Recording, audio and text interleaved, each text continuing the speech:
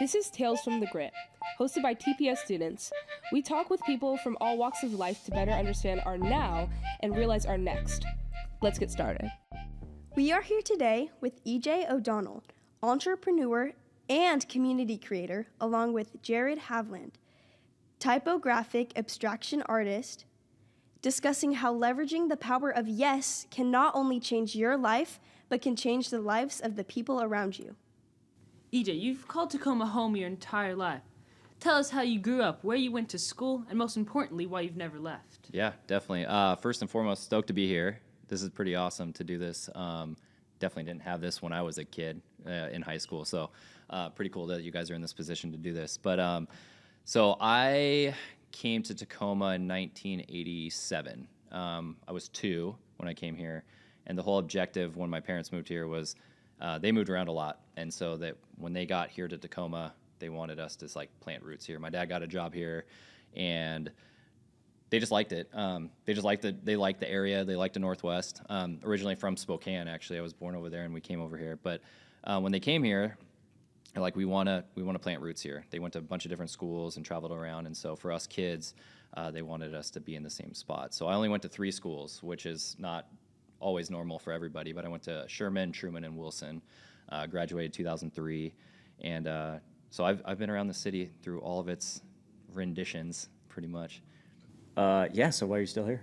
Well, first off, I could never leave because my parents stayed here, so that was it. But growing up here was fun. I grew up in the north end of Tacoma. There was just a lot of different people, different cultures, and it just was a fun environment to be in. To be honest, we had the water right here. I liked the weather. I liked the people. It's like what I knew. So all my friends were here too. So as I got a little bit older, you know, people went off to college and I guess like wanted to leave because Tacoma had, or I guess maybe in a way still has a stigma. Like I didn't see it because I actually really enjoyed being here. But like anytime that I met somebody outside of Tacoma, they're like, "Where are you from?" And I was like, "I'm from Tacoma," and you get met with some sort of response of just like, "Oh." You know, obviously the aroma of Tacoma was a thing. You know, the whole hilltop story was a thing. You name it. Like, there was always a reason why somebody would like hate on Tacoma. But I never saw it. I knew what Tacoma was about, but it's like I just actually thoroughly enjoyed being here. All my friends were here. The things I cared about were here. And even when I, you know, graduated high school and I got, you know, went on career paths, I was working out of Seattle, and I just liked being down here. It felt like home to me. Yeah, I would add to that as well that I think there is a mentality, or there used to be a mentality, maybe with our generation and crew of people, that in order to make something of yourself, you had to leave Tacoma. 100%. Because Tacoma was a bubble. It was. Yeah. And I think part of what is allowing maybe some of us to stick around is that the bubble got popped through the internet and through the expansion of social media and other different availabilities and avenues out of Tacoma, right? Where, you know, others could come to Tacoma and discover you. So I mean, I think there was a little bit of that going on as well. Yeah, I think so. That's definitely a good point. Fun fact: I didn't grow up on the internet. The internet really wasn't around. You know, gosh, when did MySpace come about? It was like 2000 something. You know, so we didn't have the internet as a free, you know, resource to like meet people. It was always, I mean, the internet was around, but it was like dial-up and whatnot. So like you didn't spend a whole lot of time on the internet, but you met people by going to places. I mean, fun fact, met him. I think it was actually Jane Clark Park, but I always like to tell a story that I met him under a bridge, which is relatively true because Sounds cool. We painted a lot of graffiti together under bridges. Yeah. And so, you know, I would have never met him if I wasn't out and about. You know, like the internet obviously changed the way that people meet people. Yeah, for sure. Yeah. And Jared, what's your story? Did you also grow up in Tacoma? Sort of. My family is originally from Tacoma. My father was in the Navy, and I grew up on Whidbey Island.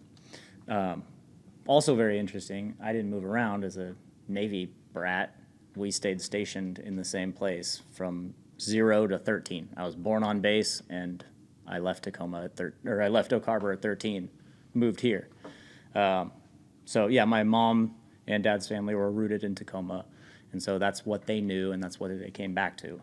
So that was part of my story, was moving here at 13 years old, the summer before 8th grade, going to Mason. So that was a really interesting transition, moving from small town, very rural, Americana, military, to like inner city, urban, not so much military, kind of like totally two different worlds for me. So that was really very fascinating.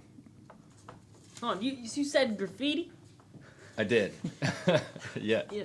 Tell us about that. Yeah. Okay. I mean, I think graffiti is. Graffiti is the start of my entire life, really. I always knew I liked art. I remember from like kindergarten, first entry of kindergarten. You know, they give you like the letters on an 8x11, and it's like you just color. I like remember that being my favorite part of kindergarten. Like they would dish out the letters, and then I would just color them. I just enjoyed that. I remember that very like distinctly in kindergarten. And then fast forward to, it was like 1996. So one of my best friends still, Travis, I've known him since kindergarten. And it was like 1996-ish. We're getting a little bit older. I think it was like 6th grade at that point for me. His uncle was a graffiti artist. And so he had a bunch of like Subway art magazines. He had a bunch of tags on his stuff. And I just remember very distinctly like going into his garage and he's like, check this out. And it was like a little tag in a black book. And I was like, that's dope. I want to do that. I don't know why. It just was something that I gravitated towards like crazy. And so literally from that day forward, Travis and I literally drew in our black books every day. We built walls in our backyard to practice spray painting. I mean, we engulfed ourselves into hip hop culture, specifically graffiti. And so obviously hip hop is graffiti, breakdancing, MCing, and DJing were the 4 elements of it, but we really focused on like the graffiti aspect. There's taggers, there's other types of graffiti out there for sure, but we really kind of like sunk into the history of it. And so graffiti led us to painting different areas of the city, which ended up where I ended up meeting Jared as well, was through graffiti. Yeah, definitely. That was an interesting way to weave the story, because my story wasn't too different. Like when I came to Tacoma the first day, so we moved from Whidbey Island. The first day I got in town, we were coming up 21st Street, and there was this old abandoned like mini mart right on 21st and Alder, and it was already abandoned at that point. We were coming uptown and we stopped at that light, and my cousin's house was right here, whatever. But we stopped at the light, and it's like June, summer, and I'm in the back of my parents' Aerostar van, and I'm just sitting there at the light, headphones, and I look out the window, and these 3 kids were hanging out front of the store. And like the one kid's just kind of looking left and looking right, and he like turns around and he starts like doing like these bubble letters on the front of the window, and I'm just like, what in the world is happening, right? And so I'm watching this thing happen in real time, and I was like, hold on, what did I just watch kind of deal? And so it was like burned into my mind, like what that thing was. And so now in a new city, I'm going to discover, I'm riding my bike, I'm skateboarding everywhere to learn about this new city I'm in. But like my brain has this like burned vision of like somebody doing graffiti. So like all of a sudden, everywhere I went, I was like, that's graffiti right there. That's graffiti right there. That's graffiti right there. And like I could not unsee what I had just seen. And it was like, it became obsessive. It freaked me out a little bit. But first day of school, met one of my best friends. And then not too long after, the bridge down the street from the school, like we were going down there and we're like, who's this? Who's this? Oh, this is new. This is new. And then we ended up linking up that way. It was like, yo. You would just literally run into people under the bridge. Like after school, we didn't go to the basketball courts. We went to certain bridges and hung out and painted graffiti at 3 o'clock in the afternoon. That was kind of the place to do it. They might still do it today. I have no idea. But, I don't know. But that was kind of where it was. We didn't have the internet to like seek out other graffiti artists. It's like we would go to places that we wanted to paint, and then that's where we ended up crossing paths. Jared, you do professional graffiti and you sell your art. Could you like go a little bit into that and like tell us about that? Yeah, sure. I'd like to just say that I never quit doing it kind of deal, because it's just something, like I said, from the first day I saw it, kind of very similar to Ejay, it was like, I knew that I could do this thing. And it was like this just understanding and knowing in my soul. And it's just been an unquenchable thirst that I can't seem to stop. It's weird. Every time I do a piece of artwork, I just want to do more of it, and I want to keep going more and more and more. And so I just never gave up, and I just continued to grow as an individual through different seasons of life. I had, several years in high school.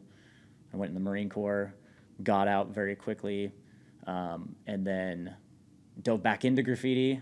That gave me a season of life that gave me a lot of structure outside of graffiti that I needed. And then continued on and decided to transition and leave graffiti behind a little bit because I outgrew it. For me, I outgrew it, and then I wanted to grow into artwork, do different things. So that's kind of how that evolved.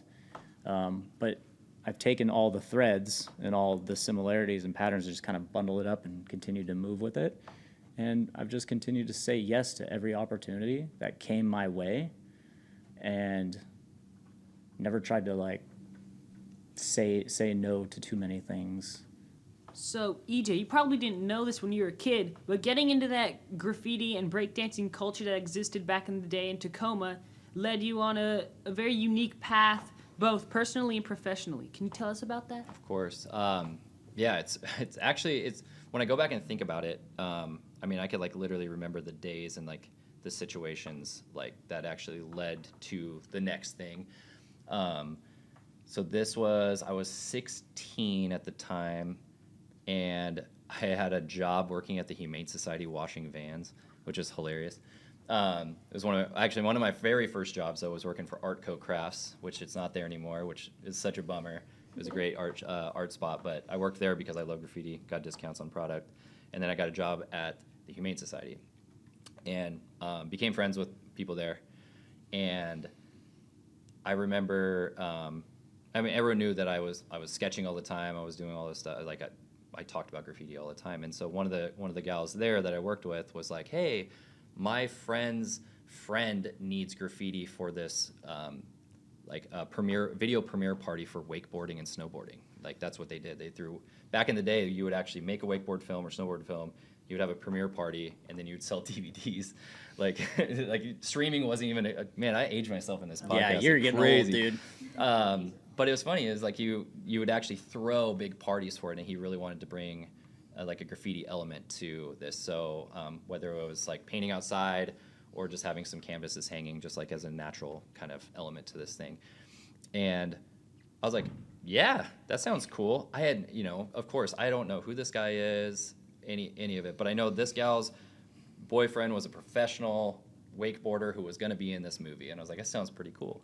That situation actually brought me to somebody that then I related with so much that we ended up working together significantly, and we could get into the details of it too, but it ended up being a 15-plus year career as a sticker making company. But I would have never obviously met him if I didn't do graffiti and if I didn't say yes to doing that. So it was that graffiti led me to the next thing, and stickers was kind of an extension of graffiti. As a graffiti artist, a lot of times you would go get the USPS little mailers and whatnot, or you would make your own stickers, and it was another form of putting your name up somewhere. So I was naturally gravitated towards stickers, and then design work was kind of a whole nother element of art. I picked up a computer. I was learning Illustrator, Photoshop as well, and so I was very interested in the sticker thing, and that over time ended up becoming an actual long-time career for me, which was called diecutstickers.com, which is still around today. But yeah, the graffiti led me to that specific opportunity. And it's obvious that you've leveraged the power of yes to grow everything, your career, your relationships, your Instagram. I'm just curious, Jared, could you open up about how the possibility of yes impacted your life? Yeah, definitely. I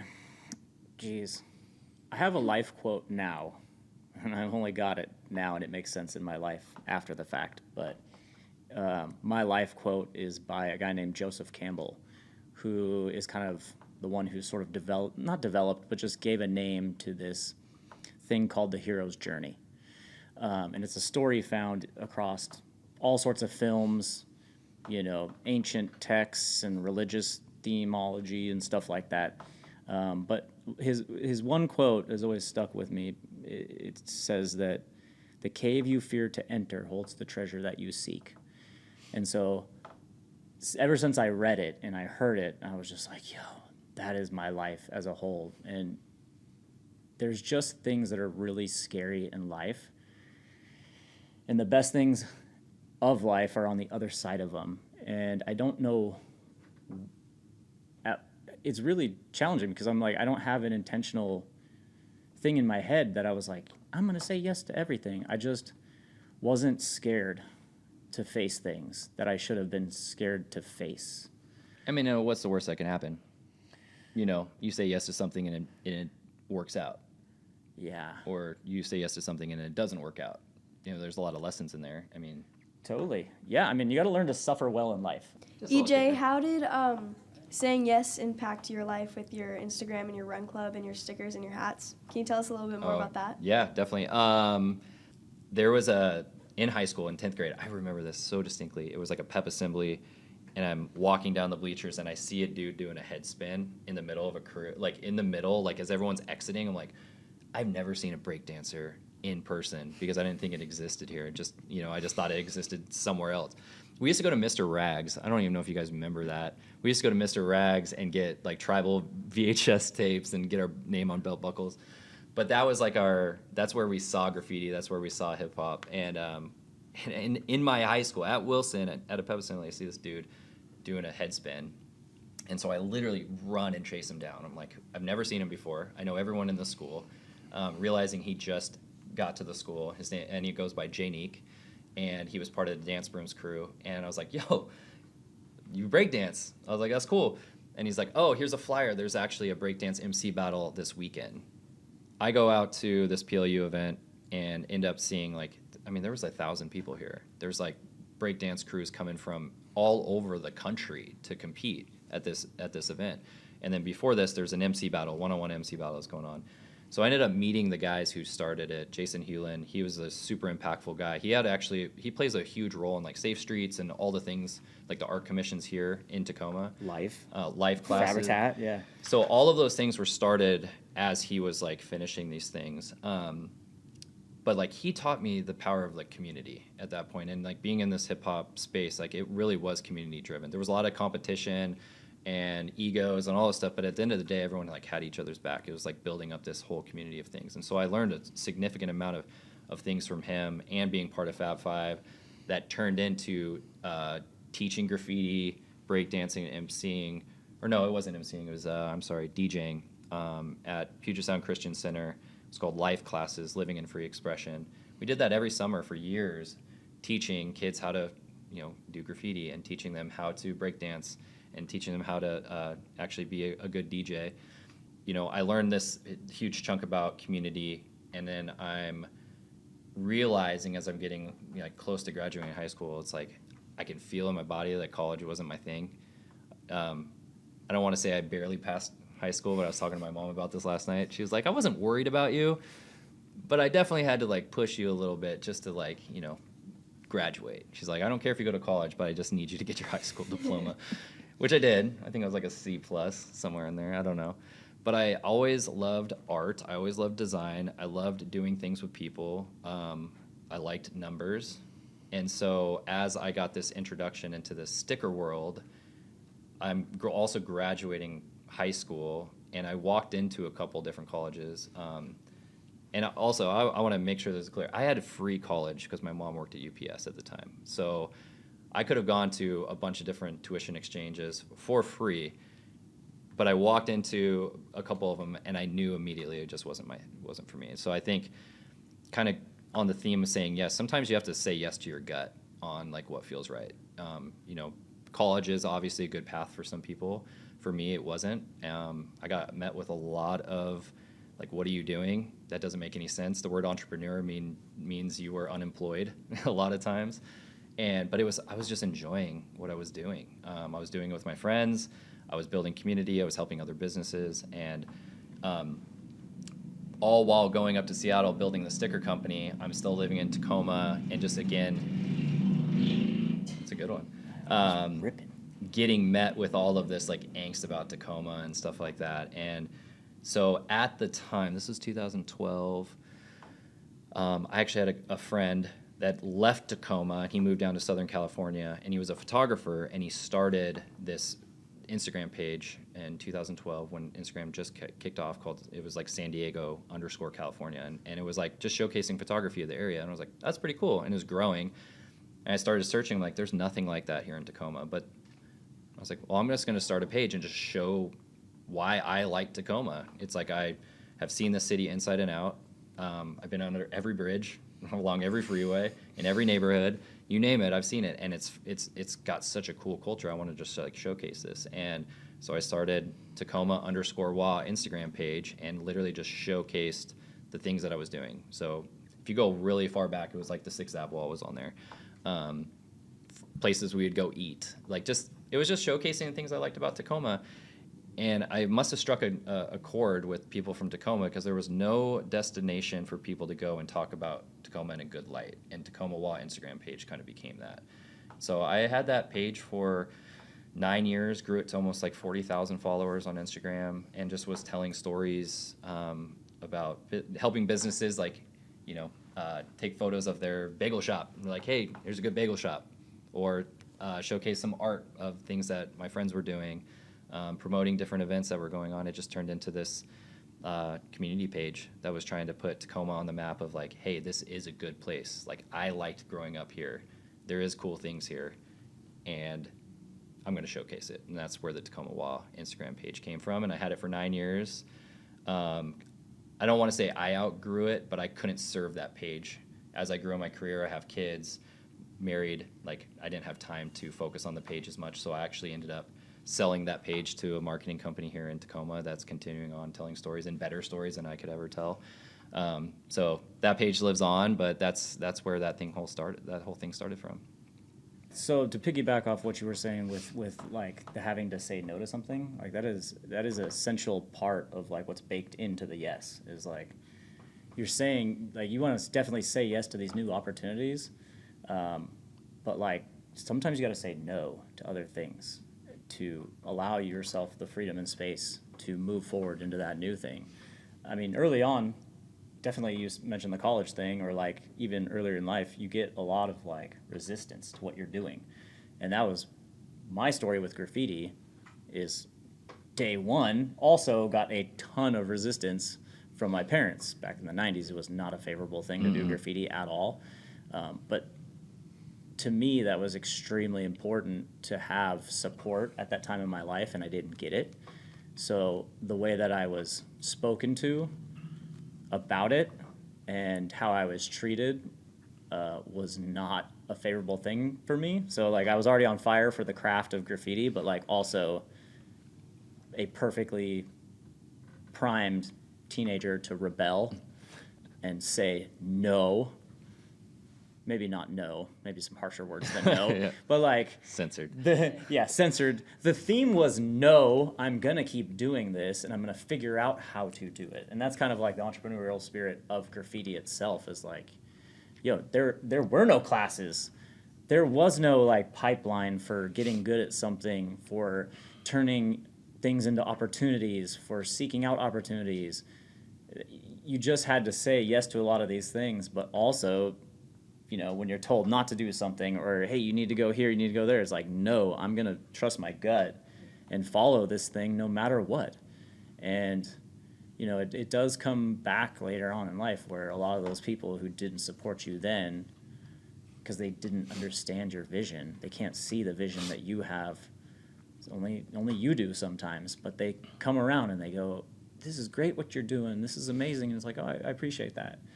Thank you so much. But a little part of you has that chip on your shoulder still, where it's like, I knew what I needed to do, and I had to say no, and I had to be tough about it. I had to have a little bit of a tough exterior to blow past all that resistance, because that's the challenge that's going to push you to succeeding at anything, is can you suffer well?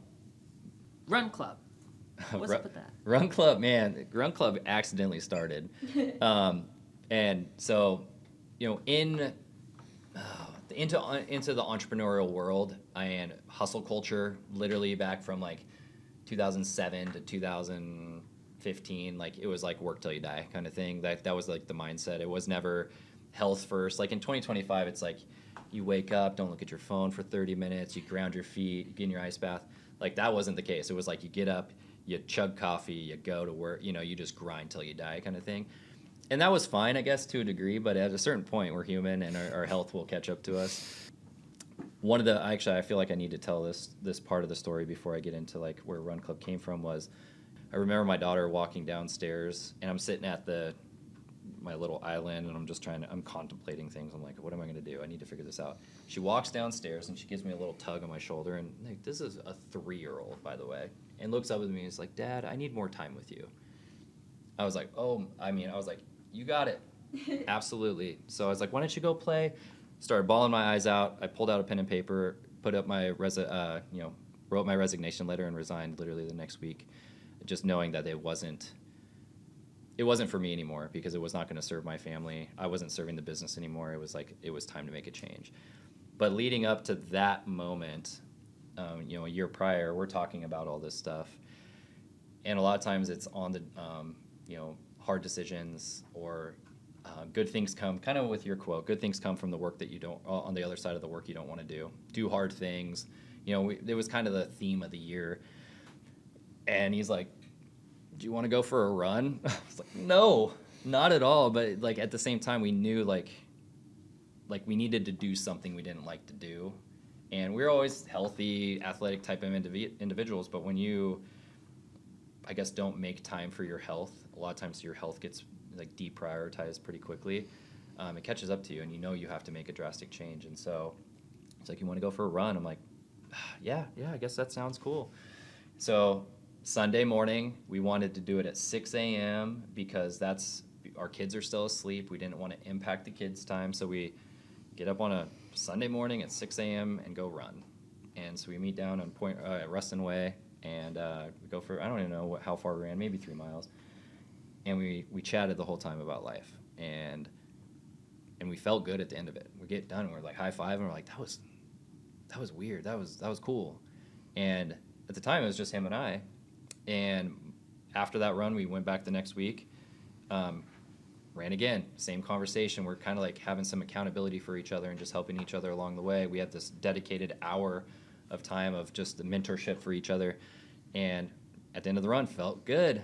And I'm like, okay, what's going on here? This is interesting. And of course, my community brain kicks in, my designer brain kicks in. I'm like, maybe we should just like make a logo to this to make it fun. So invite someone. And invite some people. Maybe they want to come with us too and make it a little bit more enjoyable. Yeah. And so I went home and I designed this like 80s vibe, like Tacoma Run Club. Literally, because what are we doing? We're in Tacoma and we're running. It's called a club. It's Tacoma Run Club. And so we make this logo, and we send out some text to a couple friends, like, hey, we're running every Sunday at 6 o'clock. You want to join? And a couple of them showed up, and they ran with us, and same conversations are happening. We're talking about life, because everyone is in the same kind of boat. We're like struggling with decisions. We're trying to figure out what the next thing is. Some of us have kids, some of us don't. We're always working on our health. And during that run, we just had these really impactful conversations for our mind and our future, but also our body. And we finished the run, we high-fived, and we dipped out. And so we did this pretty consistently, or I guess every week for 6 to 8 weeks, and people kept showing up. And then during that time, I had some friends that were in the brand space that like created this running brand called Grand Running Club, and they were meeting at a coffee shop in West Hollywood, and they were doing that as like their marketing and promotions for their brand. So they're like, come meet us for coffee.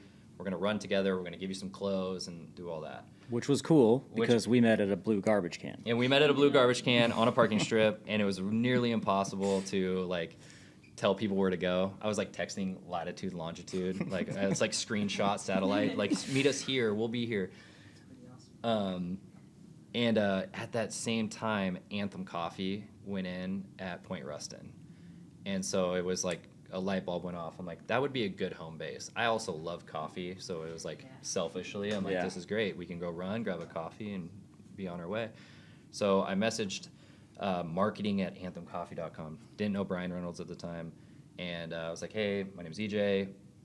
my brother-in-law and I just have a little run meetup. Can we meet at Anthem? And he immediately writes back and says yes. He's like, I would love that. And so Anthem wasn't even open at the time when we were getting there at like 6:30 in the morning. They would open at 7. So when we were done with the run, we'd grab a coffee and be on our way. But once we moved to Anthem and more people started showing up, we realized that how much impact this was having, not just on ourselves, but with others as well. And we started seeing a change in our body and our mind and our thinking. And so we're like, well, maybe we should, like, I don't know, just make sure that we're doing this every week, really. But we want to keep it chill. We don't want you to show up and feel like you're not part of something or isolated, or it's a flat elevation. You can pick your miles. I swear, sometimes things happen exactly how they should be. So at Anthem, there's an exact 5K turnaround at the Red Boat, an exact 2-mile turnaround at Harbor Lights, an exact 2.5-mile turnaround at the Emma Carver. So we get this opportunity to call it a 3, 4, and 5-mile pick your pace, pick your miles type of thing, and it makes it very accommodating for any levels of runners. But ultimately, it's the community and the conversations and the relationships that are built there. And so we kind of make a joke about it, but we accidentally started a run club that was built off of a dark time in life that we needed something to get us out of, and we ended up falling in love with it. And here we are 7 years later doing a run every single Sunday. I think we had 115 people out 3 weeks ago for our 7-year run anniversary. Last week there was over 50 just on a regular Sunday. And it's turned into this really powerful community just for people to show up when they need it. And so that's how Run Club started, but it got us out of a pretty weird hole that we were in life. Wow, community must be so important to you guys. I mean, it really is everything. I mean, every stage of my life has always involved a community. I mean, I feel like it takes a village a lot of times. Being a parent, it takes a village. I have 2 daughters, 10 and 6, Quincy and Holland. And that is like where we're at in life now is fatherhood and parenthood with my wife. And, you know, as we have navigated parenthood, fatherhood has been, I mean, a decision maker almost everything that I've done. I left a long career. Every decision I'm making going forward is like, how does it impact my girls and all this stuff? And so I ended up having two really close friends. I mean, ultimately best friends, that we had a group chat together. So Bart and Grant and myself, we're all business partners in Dad Gang, but also really, really close friends. We all have kids, and we started this group chat about parenting. It was just kind of like our little camaraderie group of dadism, you know. And so we're chatting about stuff all the time, and you know, they're from different industries: digital marketing, sales, and customer service, wholesale type stuff. I'm from like operational, building business things, design. And after like a couple years of this text chain, we used to sign off the text chain after like explaining our day, or our kid had a blowout, whatever, like something was happening. We're like, all right, I gotta go, Dad Gang. And that sparked something in our brain of like, maybe we've always wanted to start a brand of our own, you know. And so Bart ended up asking the question. He's like, would you guys ever want to start like a hat brand? And we're like, yeah, that sounds cool. Again, saying yes to something. Yeah. There's no reason why not to at this point. And so he's like, EJ, can you design a Dad Gang logo? I was like, absolutely. So he gave me some ideas of what he was thinking. We designed this Dad Gang logo. Literally in my life, I've designed hundreds of logos, if not thousands, and I designed the Dad Gang logo first try. Like it was like so natural, it was so perfect. And we get some hats made, and we got some samples made, and we get them, and we're like, they're perfect. Like, this is great. What are we gonna do with them? We're like, I don't know. But in 2022, you can spin up a Shopify account, spin up an Instagram account, really for free, and start selling products on the internet. And so what we did is we realized, like, we love being dads, and we want to create a product that could maybe showcase that. And so we started an Instagram page, dadgang.co, fired up a website, dadgang.co, and we're like, we're gonna make some hats. And that just ignited something with dads that are between the ages of like 27 and 50. Like, there was nothing on the internet that promoted being a dad, loving being a dad. We're not old. Like, we're not that lawn mowing, beer drinking, sitting on the recliner watching sports guy. Like, we're very active and involved with our kids, and it's something that we love to do and showcase.